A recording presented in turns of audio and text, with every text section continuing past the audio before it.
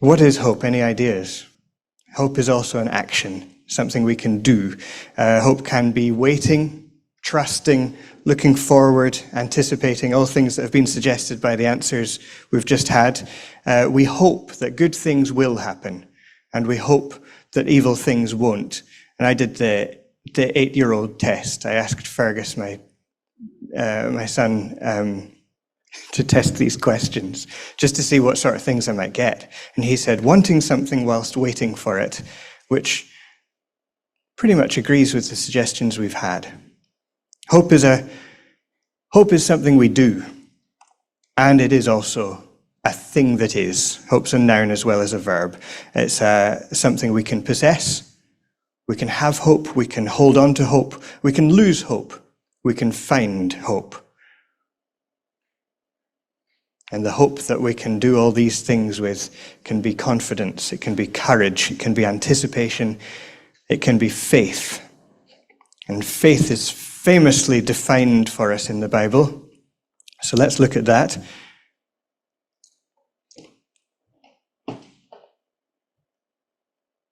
But before we do, what is the difference between hope and faith is another question I'd like to throw out. What is the difference between hope and faith?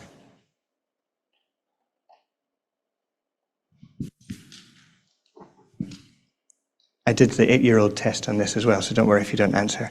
Faith is something that you trust in, not just hope for. Faith is something that you trust in, not just hope for. That's good, thank you. Wish I'd thought of that. Any more?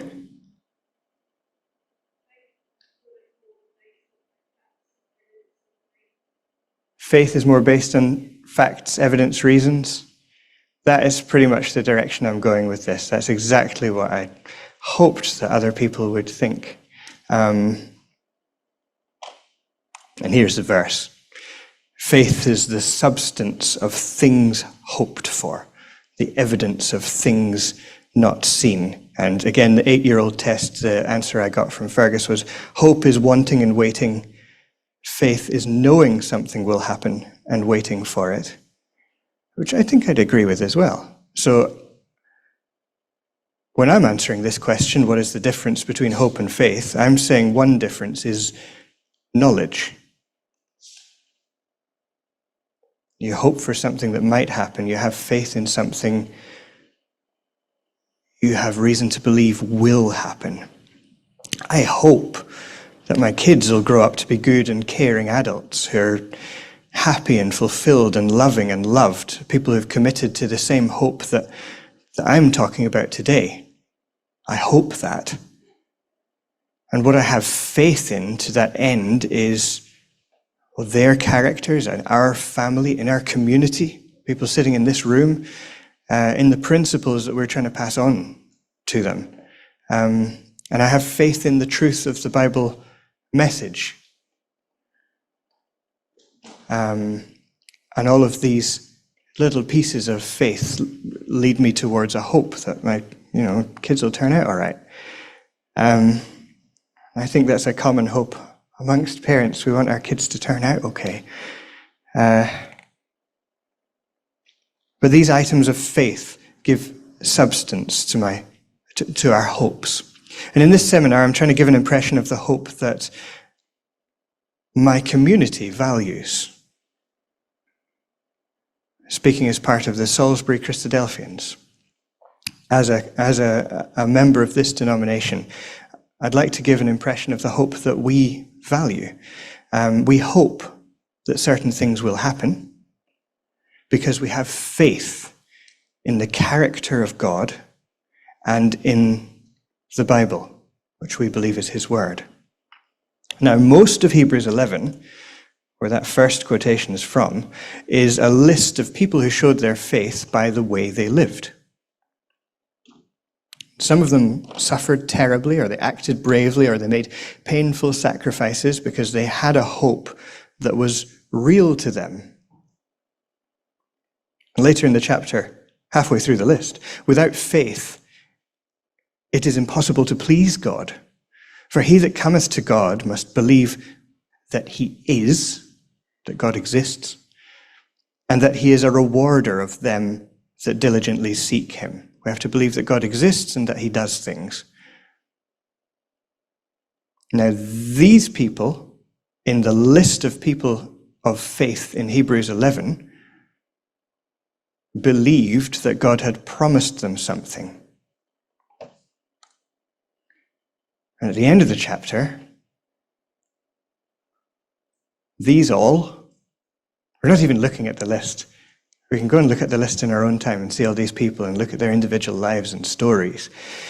These all, this list of faithful people, having obtained a good report through faith, they made it, they stuck to their hope, they remained faithful. These all received not the promise.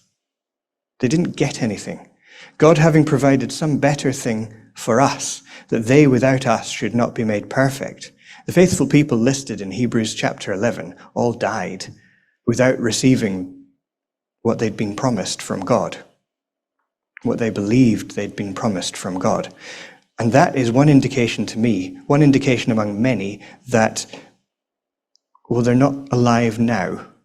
They're not in heaven enjoying the fruits of the various trials they suffered, because the writer here says they've received not the promise. And that's the only time in this session that I'm going to mention a hope that is Bible-related but false, and falsely held by many people who read the Bible. The Bible does not teach that life after death takes place in heaven. But this seminar isn't about the real hope of the Bible as opposed to false hopes that people draw from the Bible. The way I want us to think about this subject together is to characterize real hope, the real hope of the Bible, as a waiting and wanting. That's what hope is, given substance by faith, having a real effect in our lives. So we'll look at 3 Bible characters who speak about hope in their own lives, very conveniently for us. None of them are in Hebrews 11, so again, that is a list of people that we can go and apply these principles to in our own time. It's an entire chapter full of characters we can use for a similar exercise. Our 3 subjects have one thing in common with the list of people in Hebrews 11, and that is, more than one thing, but they're dead. We're thinking of 3 people whose stories are told in the Bible and who have since died. And we're thinking about their hope and what possible relevance the hope of 3 dead people has to us now, alive in this room. So our 3 people are beyond any hope that isn't stronger than the grave. That's a less flippant way of making the same point. Our aim is to work out whether their hope's real enough to them to affect their lives when they lived.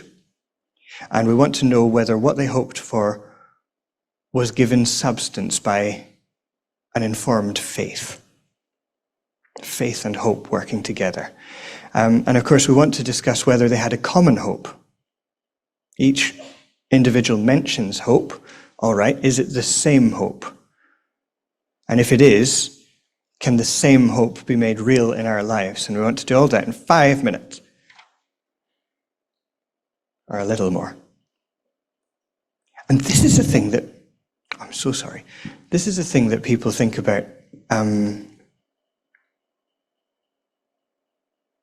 when we talk about hope. Emily Dickinson wrote about hope 160 years ago-ish. Hope is the thing with feathers that perches in the soul and sings the tune without the words and never stops at all. And sweetest in the gale is heard, and sore must be the storm that could abash this little bird that kept so many warm. I've heard it in the chillest land and on the strangest sea, yet never in extremity it asked a crumb of me. That's what Emily Dickinson had to say about hope. That's probably worth a question. To the room, what do you think she is saying about hope?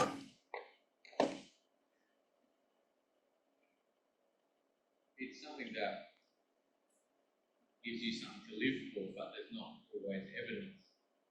It's something that gives you something to live for, but there's not always evidence. Thank you. Were you carrying on? I thought I might have interrupted you there. Yeah, that's a lovely answer. I've got feathers in the slides because Emily Dickinson said hope's a thing with feathers, and I thought that's good enough for me. She's saying hope's like a little, it's like a bird. It's like an entirely separate creature that is living within her, and it's not affected by anything that's happening in her life. And what was happening in Emily Dickinson's life was a lot of people were dying, and she was a bit sad about that. It might have been written when she was around 30 years old, caring for her mother who was chronically ill. So she was. She wasn't in a happy, carefree situation. And for Emily Dickinson, for this poet, hope is personal, and it's internal, and it's indefatigable. It can't be tired out. It's unquenchable. It can't be extinguished. And it's beyond language. And she's trying to express it in language. So she's saying it's not necessarily subject to reason or the normal rules of life, but it's an untouchable thing that lives inside us. Something like a bird sitting there singing wordlessly despite any and all the external storms that happen in our lives. And I thought she says that a lot better than I could ever hope to. So there it is. And notice that she's using the noun, not the verb. As we did when we answered the question to begin with, what is hope? It's a thing. Hope's a thing that's present unconditionally within the poet. Hope itself is active, and she merely carries it. And this is the Bible character that reminds me of. It's Naomi, who is also the first character in the Bible, the first person to speak directly about hope. It's quite far on. It's not what I expected. So I'd like you to do a bit of mind reading and see if you can work out why I think Emily Dickinson's poem is relevant to the way Naomi speaks about hope that we're going to discuss. But first, what do we know about Naomi? Just throw out pieces of information about Naomi in the Bible.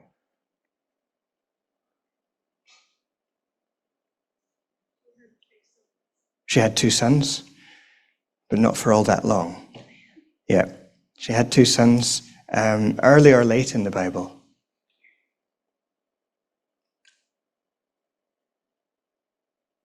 She's the first person in the Bible to speak about hope. She's fairly early in the Bible. Before there was a king in Israel, that's what's relevant here. She was an Israelite. She had a husband and she had 2 sons, thank you. And she left home in a famine with them to a neighboring country of Moab. And the sons married local women, Moabites, Gentiles, not Jews. And then all 3 men died. The husband and the 2 sons, and Naomi was left in a foreign land with no family but her 2 daughters-in-law. And she decides to return to Israel, back to the city of her husband's family. And her 2 daughters-in-law, who are both childless, have a choice to make. And this is what Naomi says to them. Their names are Ruth and Orpah. "Turn again, my daughters. Why will you go with me?" Because they wanted to follow her. "Are there yet any more sons in my womb that they may be your husbands? Am I going to have any more kids that you can marry? Turn again, my daughters. Go your way, for I am too old to have an husband." So Naomi is obliged to rely on the support of her husband's extended family back in Bethlehem, in Israel. But they're free to go back to their own families, their Moabite families, in their parents' houses. They're free to marry again. They can each kind of hit reset on a family line that's failed. They don't need to be part of Naomi's family.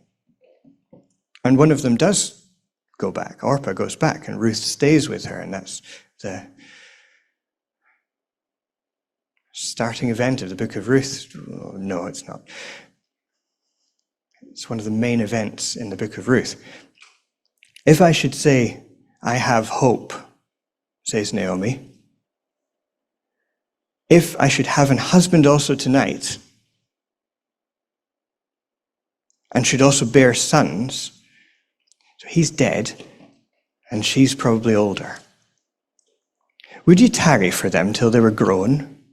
If I had a husband, and if I was going to have any more babies, are you going to wait and marry them and still be part of my family? Would you stay for them from having husbands? Are you going to give up the chance of having your own families? Maybe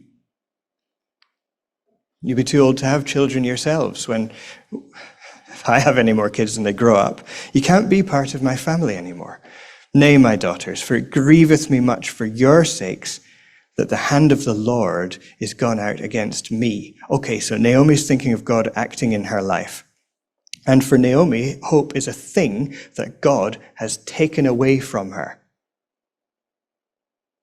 It's not an eternal and unconditional bird singing in her soul. It's a thing that God has removed from her. Her hope is all tied up in family legacy. For her daughters-in-law to continue her family line now, she says she'd have to wait to have more babies. And they'd have to wait for the babies to grow up, and then marry them. And then her husband's inheritance, which is the point here, her husband's inheritance, which is a portion of land in Israel, would have descendants to live on it. And that is Naomi's hope. And Naomi's surely thinking about promises God made to Abraham, the Israelite patriarch. Way back in Genesis, generations before Naomi, the Lord had said unto Abraham, get thee out of thy country, and from thy kindred, and from thy father's house, unto a land that I will show thee, and I will make of thee a great nation. Notice the I wills, the things that God says, I will do. Land that I will show thee. I will make of thee a great nation, and I will bless thee, and make thy name great, and thou shalt be a blessing. And I will bless them that bless thee, and curse him that curseth thee, and in thee shall all families of the earth be blessed. A core promise that's central to what we believe, and central to the hope that is contained within the Bible for us to find out about. Because this promise is not just for Abraham, do this and I'll reward you, you're going to get a few extra sheep. It's something that ends when all families of the earth have been blessed, and I don't think that's happened yet. Look at any newspaper, that hasn't happened yet.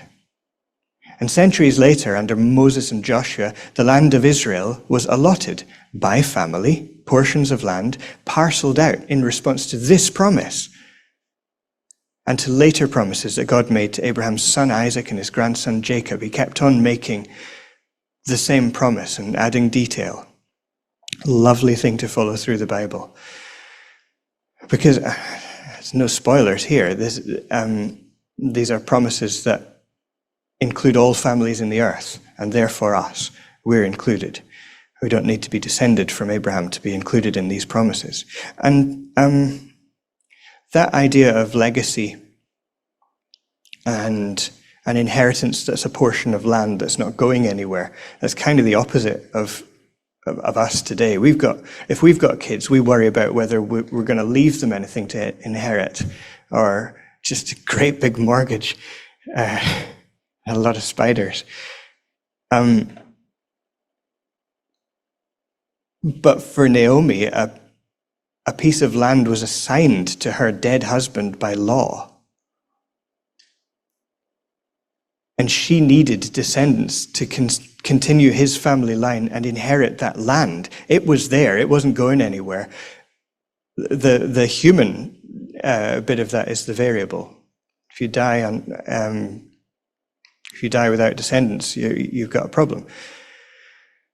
So Naomi needs descendants to continue her husband's family line and inherit the land allotted to him. Now, we've said that Orpah went back to her family. Ruth, the other daughter-in-law, stayed with Naomi as she returned to Bethlehem and her dead husband's place of inheritance. So Ruth made the decision to be integrated into this nation of promise. And we're skipping all the things that happen here, but with a lot of guidance from Naomi and some pretty brave decisions from Ruth, Ruth eventually married an older man in the Bethlehem community, and he was called Boaz. And he was in the legal position of redeemer to Naomi's family. Not the only one, but he's the one who said yes. And Boaz took Ruth, and she was his wife, it says, and when he went in unto her, the Lord gave her conception, and she bare a son. Now what Naomi said about hope in chapter 1, well, this bears on that.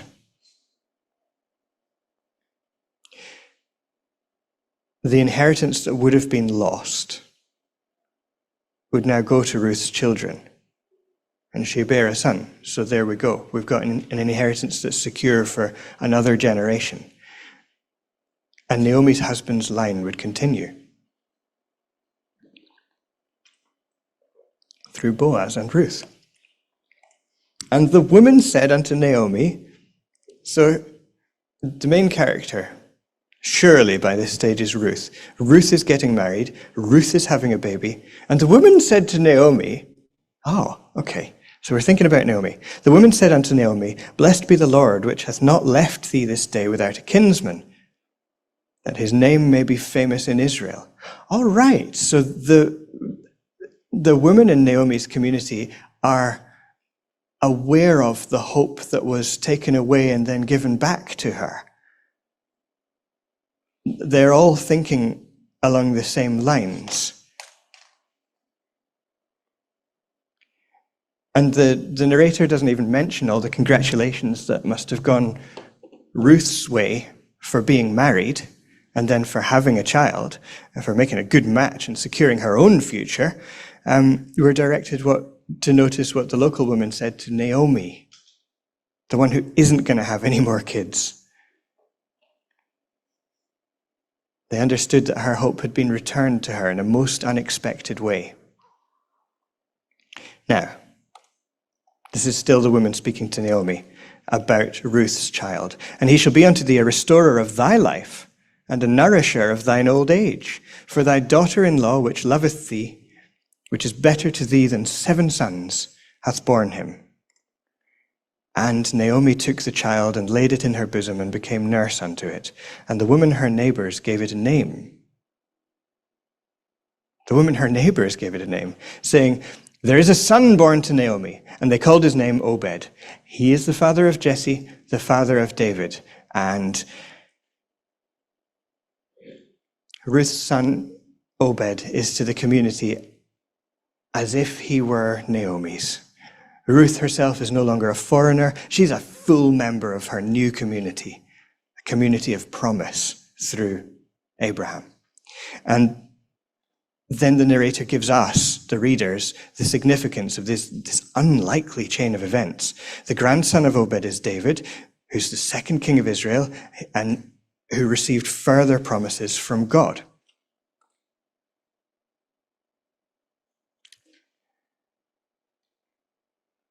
So Abraham, we remember, was promised the land of Israel and descendants through whom all the earth would be blessed.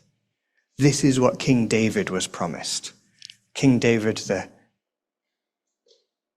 couple of generations down from Naomi, who didn't have any hope, and then she did again. This is what God says to David. When thy days be fulfilled, and thou shalt sleep with thy fathers when you're dead, I will set up thy seed after thee, which shall proceed out of thy bowels, and I will establish his kingdom. He shall build an house for my name, and I will establish the throne of his kingdom forever. And thine house and thy kingdom shall be established forever before thee. Thy throne shall be established forever. We're talking of things that are larger than individual lives here.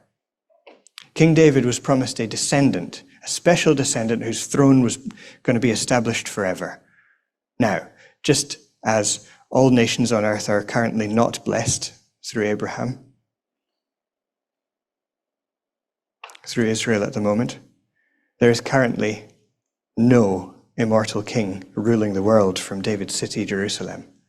That's for sure. So hope for Naomi was something that God could take away and give back, something that guided her actions and her dealings with Ruth and with Boaz. It was something personal that made her part of a much, much larger story that still continues today because the promises have not been fulfilled. And I'm not going to spend as long on the other two people, but I want to know who's seen this before. I'm so glad the slides are working. You've seen it? Do you use it? How have you seen it? Year 12 psychology. There we go. Okay. Anything wonderful to pass on about it that was said? You've seen it. You know what it's for. What's it for? Yeah, it's a pyramid that helps us understand what people need. It's really useful. It's not just used in Year 12 psychology, it's used also in beyond. It is used in healthcare. Healthcare teams think about the patient's hierarchy of needs and which needs are being met and which needs are not. It's used in education. I don't know if any teachers in the room use it. Okay. It's used in international aid. What do people need? It's used in workplaces. You know, they might think of different levels. I don't know if you can read this from the distance, but at the bottom of the pyramids are the basic needs, and then up above them are the psychological needs, and then up above the point of the apex of the pyramid, the self-fulfillment needs. At the bottom is the stuff you really, really need just to survive, and going up is the stuff that you really prefer and hope for. The man who drew it out, Abraham Maslow, he decided that it would be useful to visualize universal human need from the most basic survival requirements through the more complex psychological needs to the peak experience of fulfillment that we might rarely achieve or never achieve. Bottom to top. And it's useful to look at this diagram when we are asking what sort of things we might all hope for. A safe place to sleep, food for today. And I'd like us to bear this in mind as we consider a man called Job. What do we know about Job? This is another, it's painful I know, but this is another question. What do we know about Job? Rich or poor?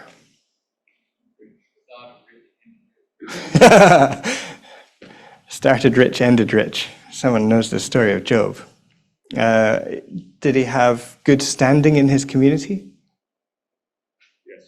Yeah, he did. He did. His family situation was good, I'm going to say. He supported many workers and their families. He was an important person in his community. And despite his plenty, he prioritized worshipping God. So despite having a lot of things, he was still as good a person as it's possible to be. He had, as far as I can tell, as close to that whole pyramid fulfilled in his life as we can have. And this mysterious figure in the book of Job, called the Satan, the adversary, prompts God to test Job's faith. And first of all, his possessions and his workers and his children are all wiped out, bam, bam, bam, really quickly, by 2 bands of raiders and a catastrophic fire and a mighty wind that collapses the house where his children are feasting. What a load of coincidences. And then, as if the first set of calamities to take place in Job's life, as if they were too subtle, Job himself is struck by boils from head to foot, and more we find out from what he says about it. Got some horribly painful, disfiguring, whole body disease that laid him low all the way. And everything in the first set of catastrophes is not just Job who suffered them, is it? I said he was married. He lost his business, his servants, his children. Who else suffers with him? Mrs. Job has lost all these things too. She's having just as bad an afternoon as Mr. Job. But when only Job is struck with the boils, they know something's up. Then said his wife unto him, Dost thou still retain thine integrity? Curse God and die. There is nothing left for you. But he said unto her, Thou speakest as one of the foolish women speaketh.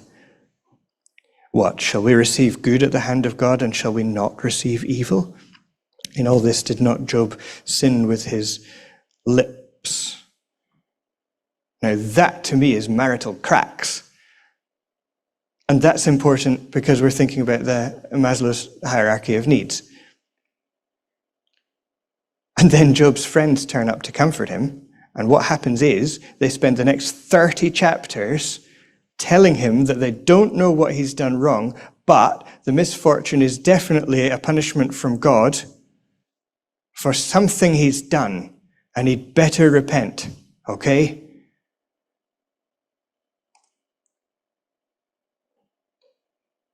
And there they are. They've made an appointment together to come and mourn with him, and then they just verbally beat him up for 30 chapters. Poor Job. And he hasn't done anything wrong, and we know that, and Job knows that, but nobody else around does. Nobody in the story does. And look at this in terms of the hierarchy of needs from the top to the bottom. Top. Let's see how Job is victim of a systematic and brutal dismantling of everything positive in his life, everything he needs. And if you want to read this, if you want to read Job doing this, it's in chapter 19.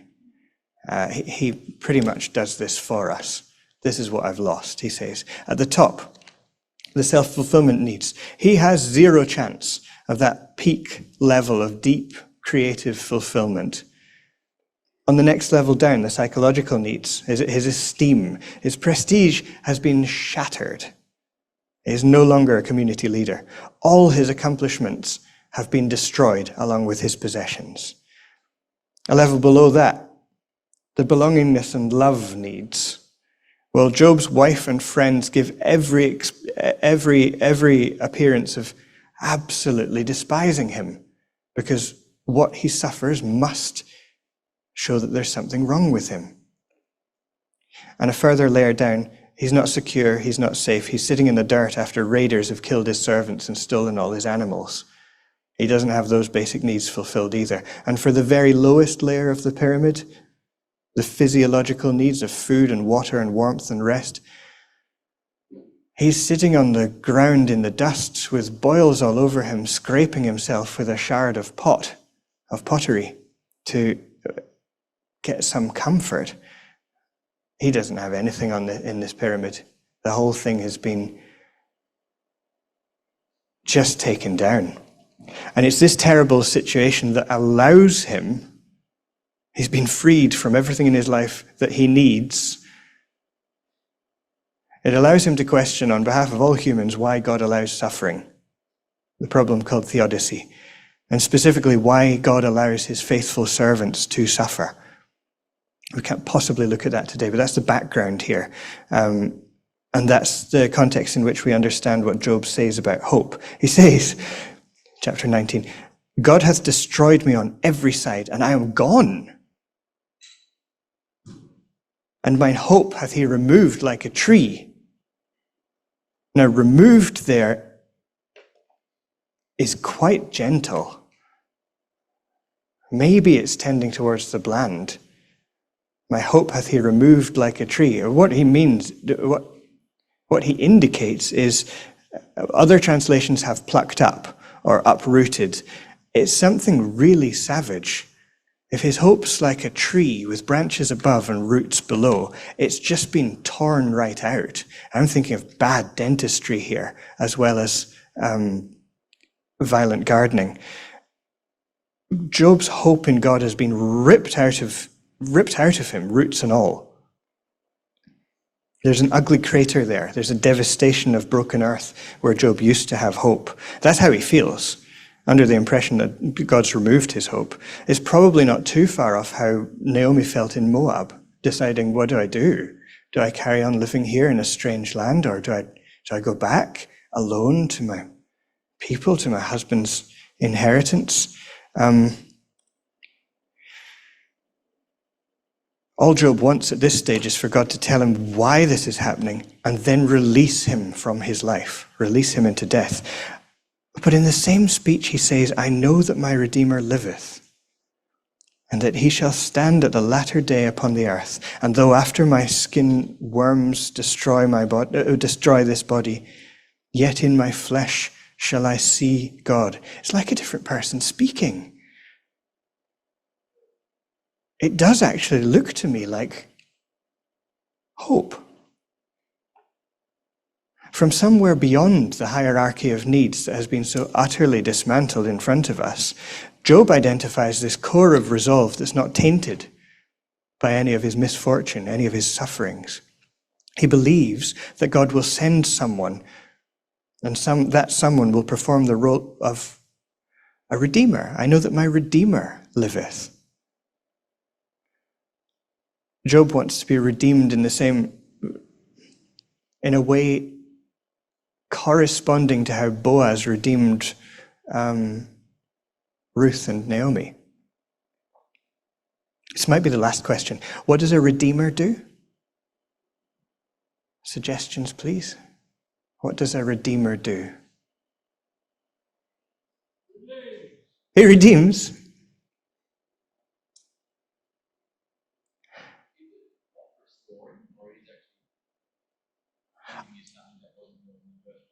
I've got a redeemer restores a lost inheritance. We can chat about that afterwards, but that's my understanding of it. A redeemer restores a lost inheritance. That's what Boaz did for Naomi and Ruth, and I think this is what Job wants as well. Death isn't going to end him, he says. He'll stand before God, he says. He's sitting in the dirt just now, and he will be restored, is the implication here. It's a vision of the future that Job has that counteracts the very worst that life can throw at him. And once the discussion has concluded, God does restore Job and all his wealth and his standing in his community, and he vindicates him in front of his friends who have pummeled him verbally. And we see this expectation of the resurrection in the fact that Job gets everything doubled except his kids. He has 10 new kids, but, the 10 dead ones are still dead. And that is just this beautiful little nod to what Job says here. There is going to be a resurrection. However unfairly they died, and it was unfair, God isn't finished with them yet. Now, last person, I'm going to spend the least amount of time on this person. And to introduce this biblical character, I have King Charles. And this is King Charles talking to world leaders a few months ago, worried about the state of the world and specifically about climate change. Start of the United Nations Climate Change Conference, he tells this room full of world leaders, the hope of the world rests on the decisions you must take. And then he asks them a question. These people who are in charge of world governments. How can we draw on the extraordinary ingenuity of our societies to imagine a sustainable future for people everywhere? A future that's in harmony with nature, not set against it. Ladies and gentlemen, he says, in your hands is an unmissable opportunity to keep our common hope alive. So King Charles is talking about a common hope shared by the whole world. And at the end of his address, he said, the earth does not belong to us. We belong to the earth. Now, that's not quite what we believe. We believe we belong to God, who owns the earth.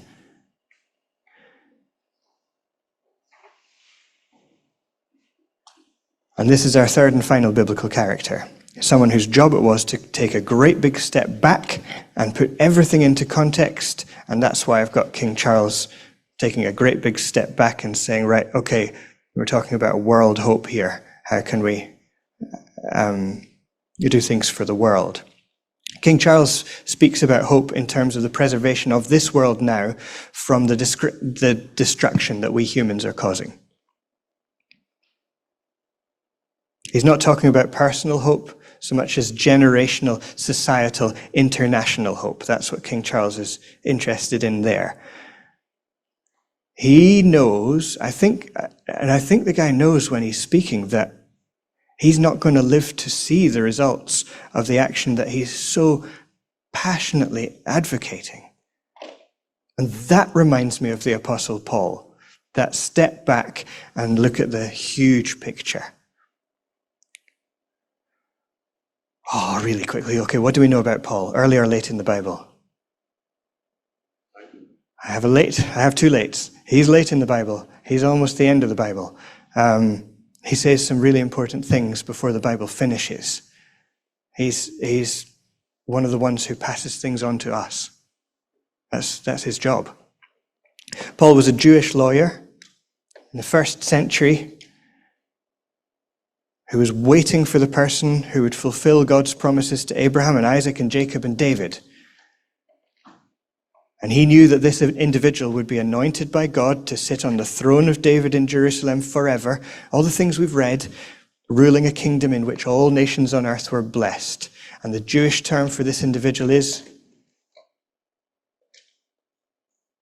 Messiah, which is the same as the Greek Christ, anointed. Someone anointed by God to do this job.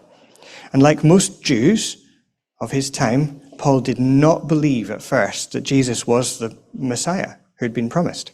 He's waiting for Messiah. That guy is making a lot of noise. Nah, he's not it.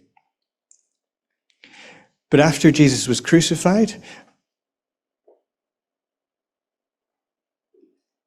and partway into a very vigorous campaign of stamping out early Christianity, Paul received a direct revelation from the risen Jesus, who'd been raised from the dead. And that changed his mind, as you'd think it would. And after that, he made it his life's work to spread the good news, the gospel, to as many people as possible, Jew and Gentile. And he wrote lots of letters to people all over his area and beyond. And 12 or 13 of these letters made it into what we know as the New Testament, and he begins 6 of them by mentioning hope. And each time, he's not talking about my hope, Paul's hope, my Paul's hope. He's talking about a shared hope for everybody. And we're jumping in near the end of, we have to jump in near the end of his story. This is almost the end for Paul. He's been preaching abroad for years. He's returned to Jerusalem, the home of the Jewish temple, the center of the Jewish religion, and once and again, the home of the throne of David. The Jewish leaders hated Paul, hated him because he had been a very strong ally, and now they saw the gospel message as a direct threat to peace between Judea and Rome, and a direct attack on their personal power. And the Jews, so he's in Jerusalem, the Jews which were of Asia, when they saw him in the temple, stirred up all the people and laid hands on Paul, crying out, "Men of Israel, help! This is the man that teaches all men everywhere against the people and the law and this place." and further brought Greeks also into the temple and has polluted this holy place, which wasn't quite accurate, but they were pretty worried about him. They didn't like him at all. And he's hauled before a council of Jewish leaders. And knowing that only half of them believed that God plans to raise people from the dead, Paul goes straight for the weak point. Paul cried out in the council, "Men and brethren, I am a Pharisee." So they know, okay, that means he believes this about God's plan. "I am a Pharisee, the son of a Pharisee. Of the hope and resurrection of the dead am I called in question." Instantly, half the room's on his side and the other half isn't. Now, Paul had been warned by God that this was the beginning of the end for him. He knew that. He knew that he would be taken as a prisoner from Jerusalem to Rome to take his case to Caesar and spread his message as far as it could go throughout the world before he died. But first he made his case to Festus, the Roman governor of the area, and to Agrippa, the Jewish ruler who was appointed by Rome. And he said to them, "The same thing. Now I stand and am judged for the hope of the promise made of God unto our fathers, and to which promise our 12 tribes, instantly serving God day and night, hope to come. For which hope's sake, King Agrippa, I am accused of the Jews." Why should it be thought a thing incredible with you that God should raise the dead?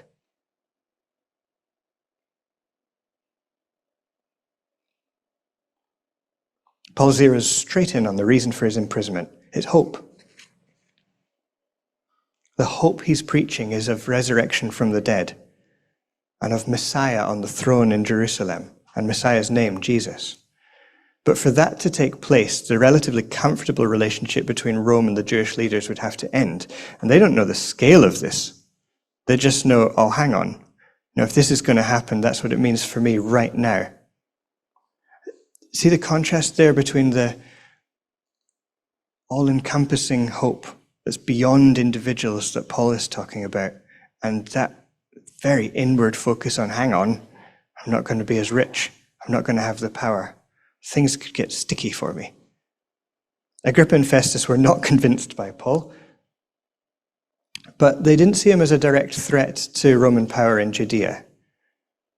His hope that he explained to them was clearly beyond the scope of the existing power hierarchy, and therefore not a threat. So they wanted to let him go, but he'd appealed to Rome, so there he had to go. But he makes just the same point over and over again, in different ways, beautifully. Here he is in one of his letters to a community of believers. We are saved by hope, but hope that is seen is not hope. You know, when the 502 appears around the corner in the morning and I know it's going to get to the bus stop, okay, I have an idea that I'm going to get to work on time. But when it's just on my app, you know, real-time Wi-Fi says this bus is coming. Well, sometimes it doesn't. And sometimes you're 20 minutes late. Hope that is seen is not hope, though. When it comes around the corner and you can see it, all right, good. It's not a hope anymore. But if we hope for that we see not, then do we with patience wait for it. And this is beyond buses here. The hope that Paul seeks to spread is not for something tangible or something immediate. It's for a future beyond death. And he makes this even clearer in 1 Corinthians 15. Which is an extended argument on why resurrection from the dead is core hope of the gospel message. Now, if Christ be preached that he rose from the dead, how say some among you that there is no resurrection from the dead?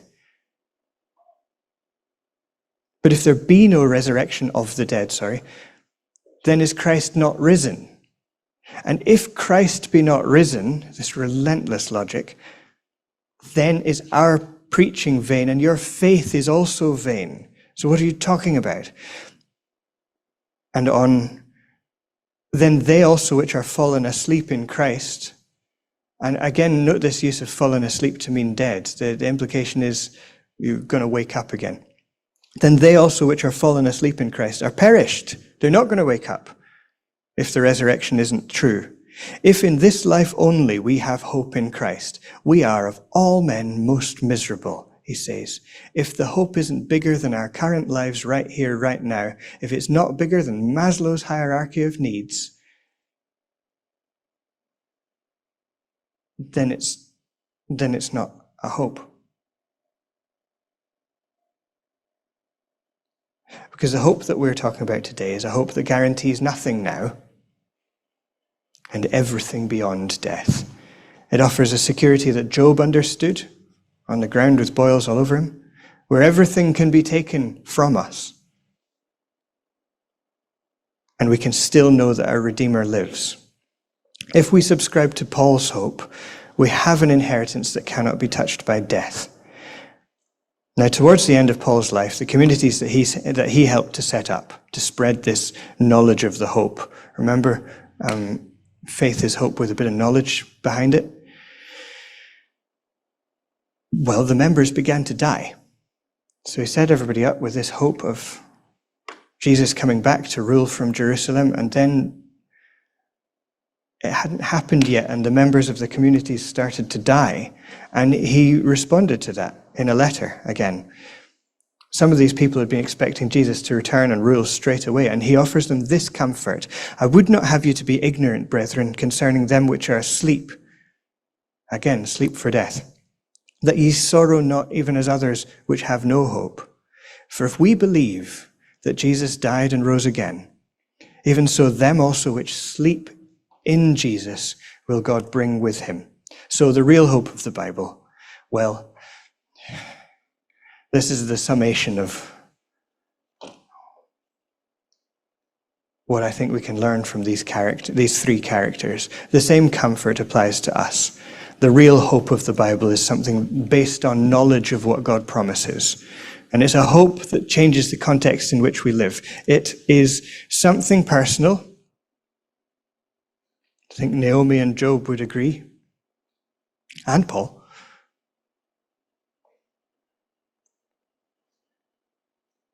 It's something communal. Something that's shared. It's a hope for a community. It's a hope for a new sort of nation. It's a hope that gives purpose. You can't know about the resurrection of Jesus from the dead and the hope of life after death and the hope that death isn't the end for us without wanting to share it with people. And it sits at the peak of at the peak of or outside, we can decide for ourselves. It sits adjacent to the generally understood hierarchy of human need. We can lose all of that and still retain this hope. Because it's a vision for the future. It's something that keeps us going through the very worst that can happen, which means it has a tangible effect in our present. And if all of that is true, then it demands something from us. We can't see this hope, have it near us, without doing something about it. It's a hope that can't be removed by our failures because it's a hope that is bigger than us. It's personal, but it is also global. God's going to do what God will do. We only choose what we do. And it's a hope that's based on this earth.